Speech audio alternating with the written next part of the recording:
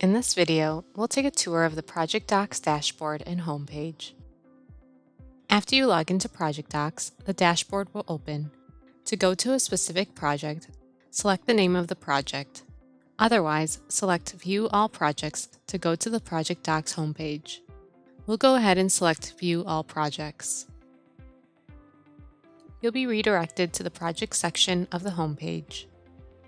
If at any time you need to return to the homepage, select Home in the top.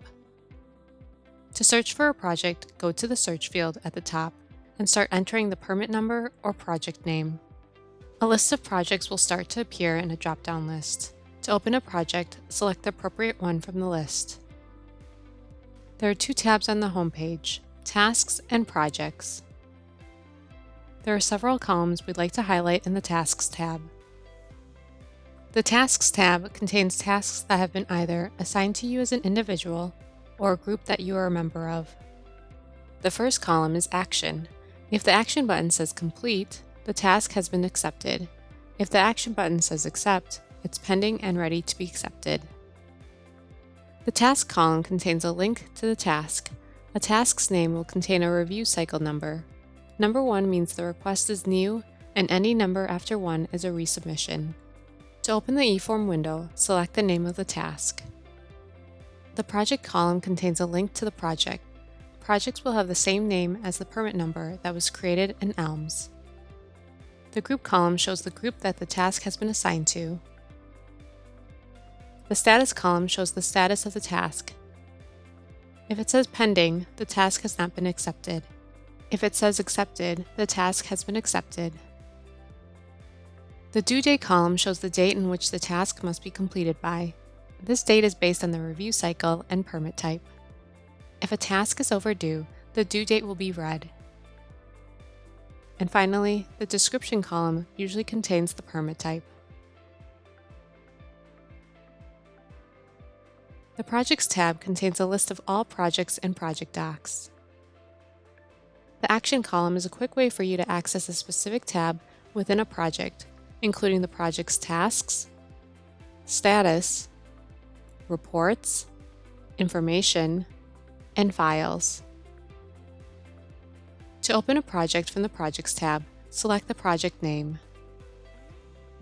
The project will open.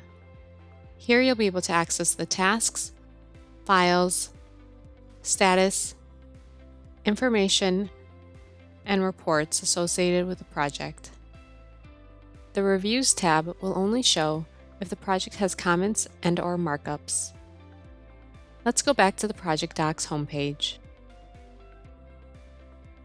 Within both the Tasks and Projects tabs, you can hide, sort, and move the columns. Select the gear icon located to the right of a column name. This is also known as the Feature Chooser. The Hide option hides the column that you are on. The Column Chooser option allows you to hide or show more than one column. The Sort on Multiple option allows you to sort the list by multiple columns in ascending or descending order. And the Move To option allows you to move columns. You can also manually move a column. To do this, select and hold the column name, then move it to the right or left.